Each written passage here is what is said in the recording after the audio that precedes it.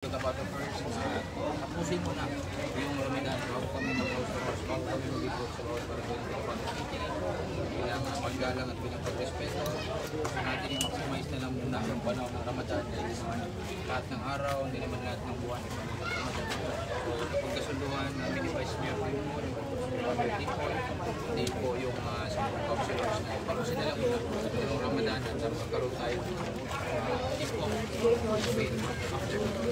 Mensahe na lang po, Vice, dahil ngayon po ang dami-dami pong tao na buong puso kayong tinatanggap ang makiyaw at ang Cotabato.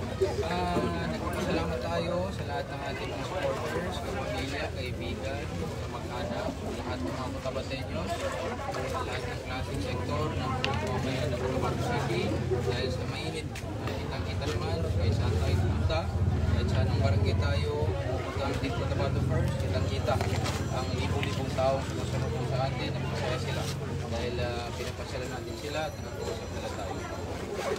Vice, can we have a message po doon sa pagtatapos po ng buwan ng Ramadan? Message natin siguro, bukas pa kasi yung sighting at bukas ay dadalo kami sa sighting sa Mother sa Kalanganan 2.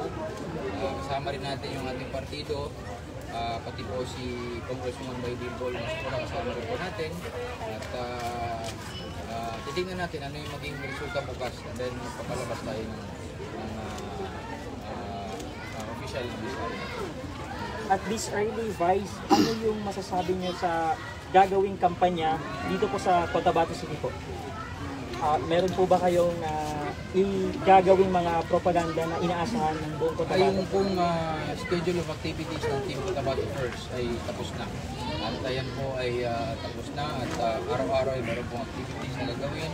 Meron po tayong door-to-door, house-to-house na campaign. Meron po tayo ng pocket rally at meron na rin po tayong nakaschedule na consultation o di kaya pag-usap between different sectors dito sa Cotabato City, yung mga business sectors, vendors, transport group, lahat po yan, nakalatag yung schedule natin.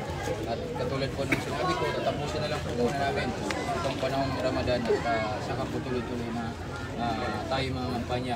Dahil ang Team Cotabato First naman po ay last year pa po ay nag-upisa na kami nag-ikot sa bawat barangay ng Cotabato City. At kung sakaling mag-ikot po kami muli, ngayong kampanya, ito na yung pang-apat na beses namin nag-ikot sa bawat barangay ng Cotabato City. Kasama natin yung mga barangay captains natin sa ating partido, pati na po yung mga barangay kagawad. Sunod yung mga media ha,